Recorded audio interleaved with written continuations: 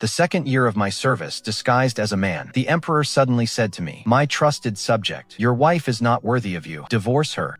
I was shocked and flatly refused. "Your servant is deeply devoted to his wife. I beg your majesty to retract this order." The emperor's face turned from pale to green. Finally, gritting his teeth, he said, "Then I shall grant you a beautiful concubine. This woman is stunningly beautiful and highly talented. Treat her well." The next day, this woman entered my home. She was indeed as talented and beautiful as the emperor claimed. The only drawback was that she was flat-chested, but I always felt that something was not quite right.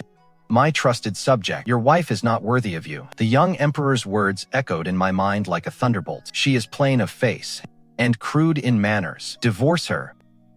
I was instantly alarmed. This was absolutely out of the question. For one thing, reasonably speaking, one must never abandon his wedded wife for another. My marriage to Chen Siyun was actually just a contract. No one knew that I was actually a woman in disguise. After I accidentally saved Chen Siyun once, she saw through my true identity as a woman. It so happened she was in urgent need of a husband to avoid being sold off by her family to an old man again. And I also needed a wife to cover my tracks. We hit it off immediately and married right away. Only she, in all the world, would know my secret. Therefore, I resolutely refused. Your servant's bond with his wife is firm as gold. I implore your majesty to withdraw the order. As these words left my lips, the imperial study fell into a deathly silence. The young emperor, who had just turned 19, was stunned, as if he hadn't clearly heard what I said. After a long while, he seemed to react to what I had spoken. His expression changed drastically. Holding his breath for a long moment, he gritted his teeth and forced out a single sentence. "Then, take her as a secondary wife then. I know a young lady here.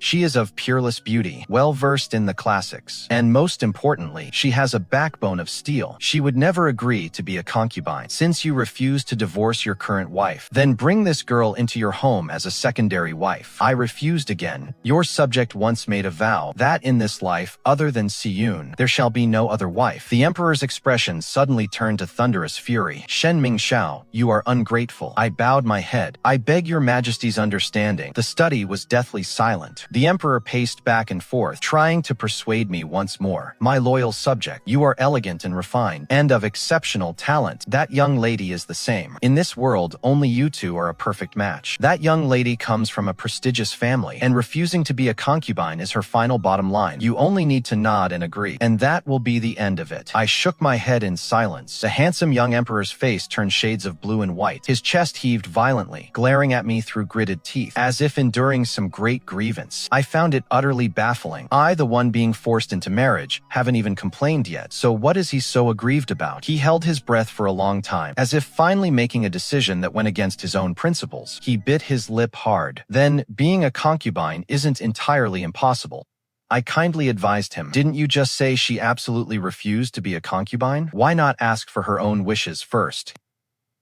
"No need. I know that is exactly what she thinks." Just as I wanted to decline again. But the emperor's glare at me suggested that if I dared to refuse again, he would truly have me torn to pieces. In the end, I had no choice but to agree. When I got home, I explained the situation to Chen Siyun. We sat side by side, looked up at the sky, and heaved a long, simultaneous sigh. We had no choice but to accept the truth of it. The next day, this woman arrived at our home. She called herself Lingyue. She was a head taller than me, dressed in a red gown, with stunning features and peerless elegance, though her chest was somewhat flat, and I don't know if it was my imagination, but I felt her face look strangely familiar. Lingyue was quite arrogant. Standing before me, she completely ignored Chen Siyun standing nearby. Siyun felt deeply wronged. I comforted her by lightly patting the back of her hand. Lingyue caught this scene. Her expression darkened. She gritted her teeth and blurted out, "Today is supposed to be our big day. What is this woman doing here? My husband." Upon hearing those last two words, my expression twisted for a moment. Lingyue also seemed to snap out of it, her face twitching as if she were about to be sick. A chill ran down my spine. Because Siyun knew my true identity, she had never addressed me that way. This was the first time someone had called me that so intimately. The problem was, "I am a woman. Call me husband," was something I truly could not bear. And when Siyun heard this, her face turned deathly pale. Under this relentless bullying, she finally couldn't hold back anymore. She looked up and replied in a soft but firm voice, "Mingxiao is my husband. It is only natural for me to stay with him." At these words, Lingyue's expression darkened instantly. His glare at Chen Siyun grew terrifyingly sharp. My heart shuddered, and I instinctively shielded Chen Siyun behind me. This display of devotion became the final straw for Lingyue. Lingyue gritted his teeth and snarled at Siyun. Do you have any idea who I am? I am a gift bestowed by His Majesty the Emperor. How dare you challenge me like this? With that, he lunged at Chen Siyun, trying to grab her by her long hair. Seeing this situation, everything went black before my eyes. It took a great deal of effort to pull them apart, and after much pleading with both sides, the scene finally came to an end. I led Lingyue to the guest room prepared for him, intending to explain things clearly and politely. I never wanted you to come here from the bottom of my heart. Siyun and I have been married for 3 years, and I love her deeply. It was only because of the Emperor's decree that I had no choice but to accept. In short, I will not be intimate with you. Aside from that, you shall have the best of everything, whether it is food or lodging. As someone bestowed by the Son of Heaven, I will treat you with all the respect due to an ancestor. But upon hearing this, Lingyue looked as if he'd been struck by lightning. In total disbelief, he shrieked loudly, I am a gift from the Emperor. How dare you treat me with such disdain? What do I lack compared to that dowdy woman?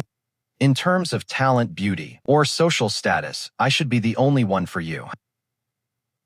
I cursed inwardly. He truly is the Emperor's man. This arrogant and conceited temper, it's just like his. But I absolutely cannot touch him. First, I cannot betray my wife. Second, I genuinely lack the necessary equipment. By the time evening arrived, I slipped into Siyun's room as usual. He had been obsessed with Tai Chi lately and was sitting on the edge of the bed slowly stretching out. It was just at this moment that Chen Siyun lost her balance and tumbled off. Along with a dull thud came a low moan of pain from Siyun. My heart skipped a beat, and I rushed forward to help her up. Right at that instant, the sound of a violent pounding echoed from outside the door. I was busy checking Chen Siyun for injuries, and couldn't spare a moment to open the door. The pounding grew more ferocious, becoming increasingly frantic. In just a few seconds, the door was kicked open. Lingyue burst into the room, only to find the two of us in disarray, tangled together. He stood rooted to the spot, looking as if he'd been struck by lightning. His face was first stunned, then turned deathly pale in an instant, his lips trembling violently, as if he wanted to scream something, yet he couldn't even manage to spit out a single word. Shen Mingxiao. Tonight was the night I crossed your threshold. You refused to be with me, yet you sneaked into this woman's room. Don't tell me you've been doing this with her every single day. Doing what? I was completely bewildered, unable to grasp the situation. Lingyue took a sharp gasp, forcibly suppressing her rising rage, and slowly regained her composure. No, this isn't your fault at all. She pointed a trembling finger at Chen Siyun, seething with hatred. It is you.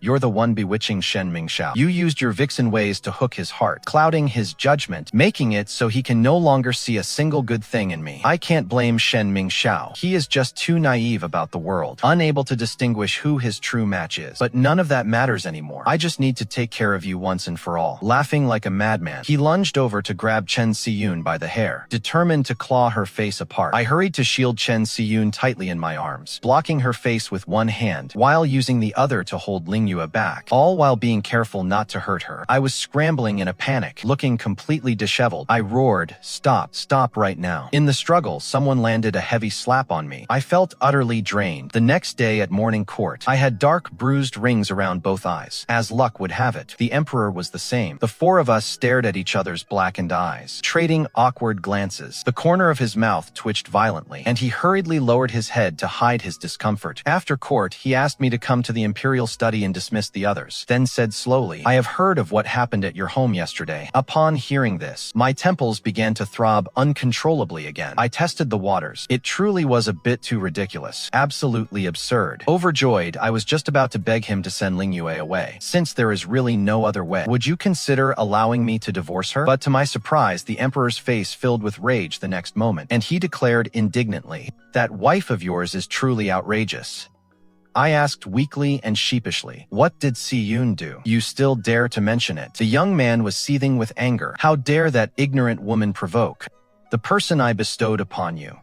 The person I rewarded you with. Since when have I ever suffered such a slight? And another thing, as if suddenly remembering something of utmost importance, his expression grew deeply indignant. From now on, I strictly forbid. He hemmed and hawed for a long while, leaving me completely bewildered. Under my gaze, the 19-year-old Emperor's handsome, boyish face turned beet red. Absolutely forbidden. He mumbled for a moment. You are strictly forbidden from doing that sort of thing. I was stunned for a moment before I finally realized what exactly he was referring to. I was completely floored. Since when does a sovereign interfere in a subject's private bedchamber affairs? The emperor seemed to want to add more, but then a eunuch suddenly reported an urgent matter, and he hurried away. I was left alone in the study. To leave a subject all alone in the imperial study is quite unheard of throughout history, which speaks volumes about his trust in me. As for me, this has become a daily occurrence. At first, I would try to decline, but by now, I've long since grown accustomed to it. I wandered around with nothing to do, taking a look at the bookcase in front of me, when my foot slipped and I stumbled. Luckily, I steadied myself against the shelf, but because of the jolt, the shelf shook,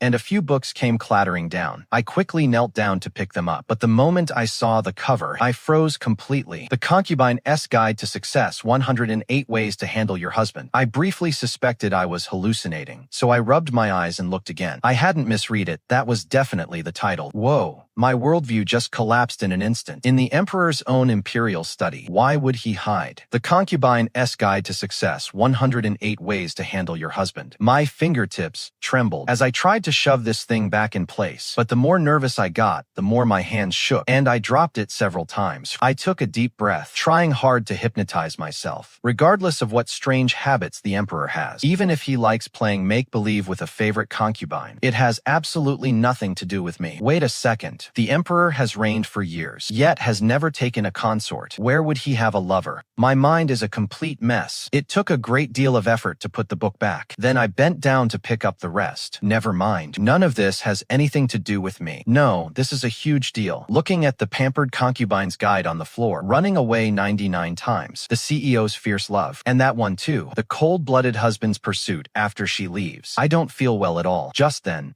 the door was pushed open. I looked up instinctively and locked eyes with the emperor. The emperor's expression was somewhat twisted. Shen Mingxiao, you. What are you snooping around for? I should be asking you that. What exactly are you hiding in this study? The emperor was thrown off by my question. He instantly looked guilty. Well, I raised an eyebrow, staring at him as he stammered. About that. Actually, I have already found someone I care for. I was stunned into silence. My perception of him was completely rewritten. I come from a distinguished family and have known His Majesty since childhood. I spent most of my youth by his side. When I was 17, I placed first in the imperial exams. I was riding through the streets in glory, and he, then the crown prince, insisted on ditching his guards, following right behind me on a majestic steed. From the balconies lining the street, young ladies gazed out the windows, tossing silk flowers and sachets at me, many of which landed on him instead. I turned back to look at him, astride his horse. That handsome youth was brushing red silk from his face, looking at me with stars in his eyes. Because of that look, I always felt that since we grew up together, we shared a deep bond. I thought I understood him best, yet I never noticed. When he started hiding feelings I couldn't see, he already has someone he loves. Who could it possibly be? I pondered to myself, a feeling I can't quite put into words. The emperor had no idea what I was thinking. He suddenly suggested visiting my home. That used to be common before I married. After all, our friendship was solid, but once I had a family of my own, it wasn't really convenient for him to visit. This was his first time asking to visit. I thought it over for a moment and nodded in agreement. I gave him a tour of the house and eventually led him to my study. He acted like a curious child, rummaging through everything. Finally, he stopped by my desk. So this is where you usually read. Hey, and what is this? He pulled a strip of white cloth from the bottom drawer. Oh, I turned pale with terror instantly. That was my chest-binding cloth. The emperor frowned, turning the cloth over and over. Unable to make heads or tails of it, he asked me, "What is this thing for? Why are you hiding something like this in your study?" I was freaking out on the inside, but I had to play it cool and lie. This one. It was left behind by Siyun. The emperor's brow furrowed even deeper. That woman's. Why would her things be in your study? I broke out in a cold sweat, my mind racing desperately, trying to cook up a reasonable excuse. Suddenly, the emperor looked enlightened. With trembling fingers, he said, "You two, you were actually doing that kind of thing in your study, and you're playing such wild games too. Shen Mingxiao, we grew up together. I had no idea you had such specific tastes. Staring at me with complete despair, I was utterly confused by what I heard. Although the emperor had concocted his own reason, it saved me from having to make one up. But wasn't the way the story was unfolding a bit absurd? He questioned me again. Why can't you put that same effort into Lingyue? Do you really have to be so intimate with Chen Siyun? I answered, honestly. I'm not even close with her. The emperor's eyes grew wider and wider, as if he couldn't believe his own ears. You actually said that you're not close with her. He cornered me aggressively against the wall, demanding, with such a peerless beauty by your side, do you really have no feelings at all? Aren't you moved by her in the slightest? She is beautiful, has a lovely figure, can discuss national policy with you, and compose poetry with you as well. Most importantly, she loves you with all her heart, and you have the nerve to say you're not close to her. I asked tremblingly, I'm actually quite curious. Why do you dislike Siyun so much, yet favor Lingyue to this extent? I clearly felt the emperor stiffen up entirely. He stumbled over his words for a long while. I just feel it is a waste for you. You got married so young and haven't seen the rest of the world, stuck with such a dreadfully boring woman all day. I just feel sorry for you, that is all. I asked thoughtfully, then, if I had married Lingyue in the first place, would you still be trying to force other women on me like this, or even encourage me to cheat? The emperor stamped his feet in anger. I would never allow it. If you dare to do something like that, you're finished. Now my head was filled with questions. Why is that? You're absolutely insane. Don't ask me again. The emperor, embarrassed and infuriated, turned and scrambled away in a panic. I was left standing there alone, completely bewildered. Entering the room the next day, I pushed the door open. Chen Siyun was slumped on the floor, while Lingyue stood sternly before him. Hearing the door open, they both turned their faces to stare at me. Siyun's hair was disheveled, one hand covering her face, tears welling in her eyes, looking truly pitiful. Lingyue, however, held her chin high, appearing extremely arrogant, yet her expression was blank, clearly putting on a show of bravado. My expression shifted instantly. I strode forward, pulled Siyun up, ignoring her struggle, and pulled her hand away, revealing the red, swollen palm print on her cheek. I forced myself to suppress my anger, demanding to know why Lingyue had struck her. Why did you hit her? Lingyue's face changed abruptly. She looked at me in disbelief. You think I hit her? I didn't lay a single finger on her. As soon as he saw me, he suddenly slapped himself in the face, and then collapsed to the ground. How would I know what kind of madness has gotten into him? He must have lost his mind. You should take him to see a doctor quickly. I stood stunned, looking down at the sobbing Chen Siyun, and then back at Lingyue. Siyun sobbed and spoke up. Husband, I didn't do it. Lingyue flew into a rage. Shen Mingxiao, you doubt me. You actually doubt me. My head throbbed with the headache of it all, and I hurriedly tried to mediate. Don't either of you get so worked up. After taking a few deep breaths, I slowly calmed down. I gazed at Chen Siyun's face for a long moment, and asked in a low voice, Siyun, should I believe you? I could feel the thin body in my arms go rigid. What do you mean? I slowly brushed back the stray hair covering her cheek, fully exposing the swollen red palm print. I am tall for a woman and of average height among men, but Lingyue is extremely tall, a head taller than me, so naturally his palms are also large. Chen Siyun's frame is on the slender side for a woman, and her hands are likewise small. The palm print on her cheek, when compared to the size, simply doesn't match Lingyue's. I kept holding Chen Siyun as she wept silently. Suddenly, Chen Siyun raised her head, glaring at Lingyue with venomous resentment, and screamed hysterically, Why did I do this? Don't you have any idea? Those things you said to me, do you dare repeat them in public? I stood there stunned and at a total loss. Lingyue kept his lips tightly shut, looking down at Chen Siyun below, as if he were acknowledging his accusation, yet also as if he were deeply resentful of it. I wanted to figure out what exactly they had talked about that day, but no matter how I probed, the two of them were uncharacteristically tight-lipped, resolutely refusing to reveal a single word. The atmosphere in the house these past few days has been incredibly suffocating, and Chen Siyun even left the house alone for some unknown reason. Shortly after, Lingyue also left the courtyard.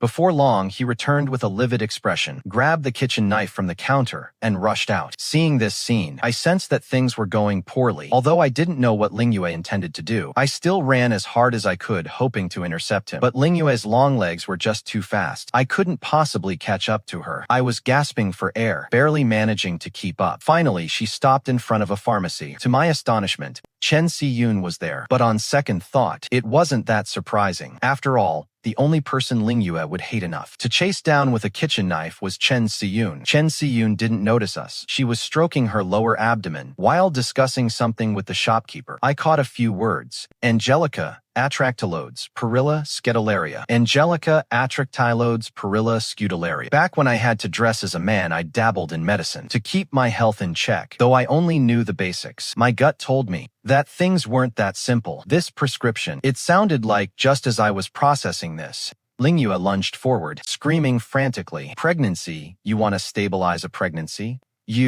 How could you? How could you do this?" It suddenly dawned on me. Those herbs really were all for calming a pregnancy. I felt a deep sense of regret. I had studied this before, after all. How could I have forgotten it all in an instant? Wait, the core of the matter isn't there. Chen Siyun is pregnant. I was utterly shocked. Why would Chen Siyun need to stabilize a pregnancy? I'm clearly a woman myself. Since when did I have the ability to get someone pregnant? Just as I was questioning my entire existence, Chen Siyun and Lingyue had already started World War III. Chen Siyun faced the blade, not only showing no fear, but staring coldly at Lingyue with a mocking sneer at the corner of her lips. "No matter how jealous you are, no matter how much you want to kill me, you cannot change the reality. I am the wife Mingxiao, married with full honors. And you are not. I will bear his heir. And you cannot." I was completely bewildered. Bear an heir for whom? For me. But clearly, this worked perfectly on Lingyue. Provoked to the point of losing her sanity, she turned and lunged at me. Why are you involving me now? Oh, wait, that is right. This is about who can carry my child. So it definitely involves me. Wait. No, that is not right. Absolutely no one can bear a child for me. While I was still pondering this, I was tackled to the ground by Lingyue. Ouch! I gasped in pain. Lingyue is not light. She shook me violently, looking like she was on the verge of a breakdown. How could you do that with her? How could you let her conceive your child? Are you two doing that every single day to make this happen? Are you that obsessed with her? How could you treat me like this? I gasped again as Lingyue shook me. That is a great question. I would also like to know how I managed to get Chen Siyun pregnant with my child. Amidst the violent shaking, I struggled to look up and cast a questioning look toward Chen Siyun. Chen Siyun clearly didn't expect me to be there, and she froze instantly. Lingyue couldn't stand me. Still looking at Chen Siyun in this situation, she covered my eyes with her hand. "Don't you dare look at anyone else." Fury clouded Lingyue's reason. She pinned me down tightly and leaned in to kiss me. Our lips stopped mere inches apart. She squeezed her eyes shut, her face twitching uncontrollably. She held it in, but couldn't hold it back anymore. "Weya," I exclaimed in shock. "Are you pregnant with my child too?" Lingyue squeezed her eyes shut in agony. Just as I was about to get up, I still couldn't accept it. "How are you a man?"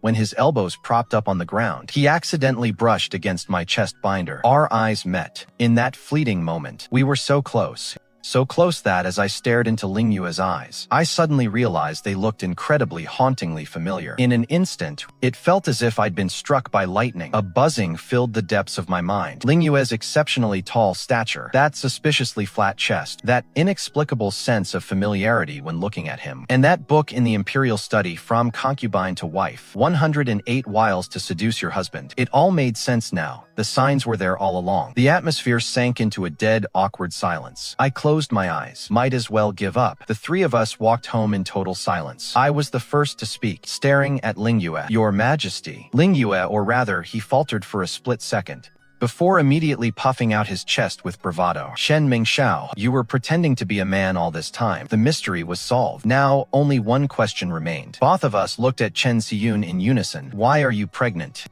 "I'm not pregnant at all. I just wanted to drive him crazy and chase him away, so he wouldn't bother us anymore." He paused, looking deeply regretful. "I really shouldn't have done that." I was speechless. The Emperor was speechless too. I asked Chen Siyun, "What exactly did His Majesty tell you that day that made you pull such a ridiculous stunt?" He was silent for a moment. "That day he confessed his identity to me and said he was your childhood sweetheart. He said your bond from childhood was something I could never surpass, and that you could never love me. You can only love him. Even if you don't love him, he would still lock you up." The Emperor tightly covered Chen Siyun's mouth. "How I rescued you. MPs, iron chains."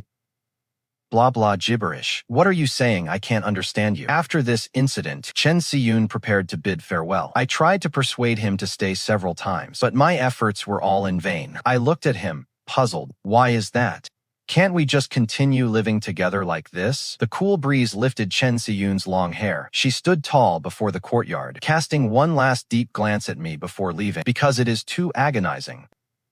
I returned to the bedroom and discovered a stack of banknotes pressed under the pillow. It covered the extra expenses from the last 3 years, with an extra stack left over besides. It is hard to describe how I felt in my heart. Just then, I vaguely heard voices coming from outside the courtyard. I pushed open the window and saw it was Chen Siyun and the Emperor. They were standing far away and hadn't noticed me. I really am not reconciled to this. What is there to be unreconciled about? How can you be so sure that he will never love me? The handsome young man curled the corners of his lips, breaking into an incredibly gentle smile. Really then, let me ask you, do you even understand Shen Mingxiao? I have been observing for a long time. You and Shen Mingxiao have absolutely nothing in common to talk about. He does not love you, and you have never had a desire to explore his soul. Do you think that just being like a silent shadow, quietly guarding his side, is what you call love? You only love the hero who saved you from the fire, an illusory, fleeting dream, to say nothing of you. There is no one in this entire world who understands Shen Mingxiao better than I do. We met when we were 5 and loved playing in the mud together. When we got a bit older, I learned how to climb over the wall, so I often snuck over to find him. By 15, we were already inseparable, tasting every delicacy in the alleys of Chang'an. He even picked out many trinkets to give me. I kept them all locked in a wooden box like treasures. At 17, Shen Mingxiao was named top scholar. The day he rode his horse through Chang'an, the young ladies of the city pelted him with flowers.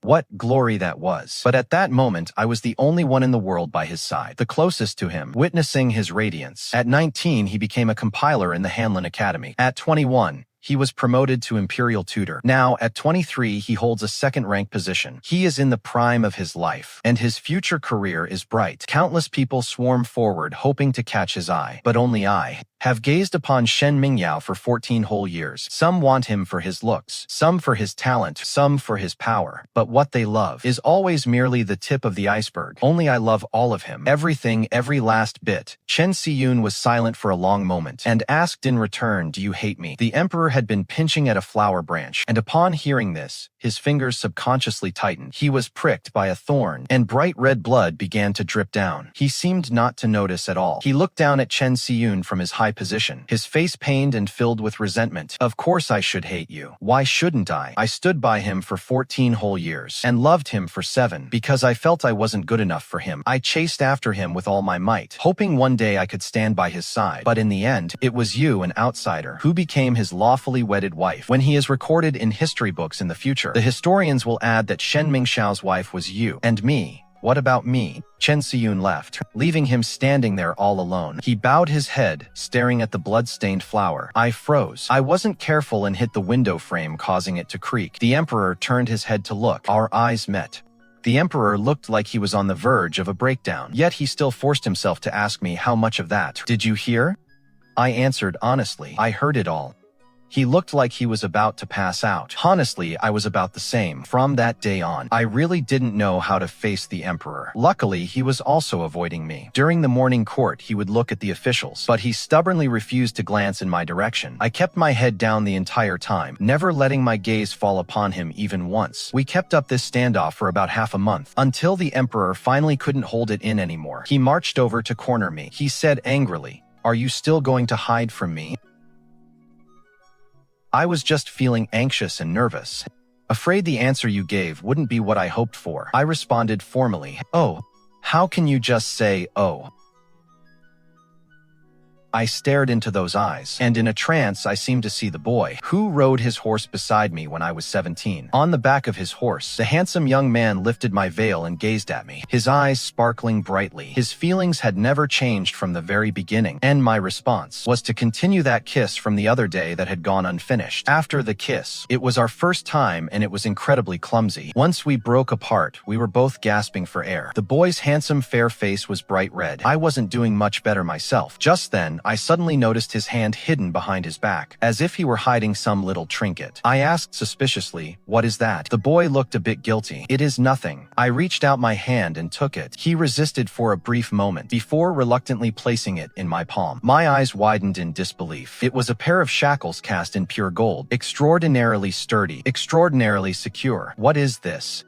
What do you intend to use these for?" The emperor gave a bashful smile. "A contingency plan." I was utterly confused. What on earth does that mean? "It doesn't matter, you'll never have to use them anyway." Thinking about it, I actually find it a bit of a pity. How about in a future side story post, we do a deep dive into that legendary chief official, Shen Mingxiao? According to unofficial history, the Ming dynasty's greatest female official, Shen Mingxiao, once lived under a false identity and even married a woman from the Chen family. After the two parted ways, Shen Mingxiao returned to her true identity, and after 7 years in court, she was promoted to prime minister of the first rank, becoming the youngest prime minister in history. Speaking of the love of her life, it was undoubtedly Shi Fuguang. They were both peerless talents of their era, one a spirited young emperor, and the other, a triumphant top scholar. The two grew up as childhood sweethearts, with a deep and abiding bond, working hand in hand to create an unprecedented golden age.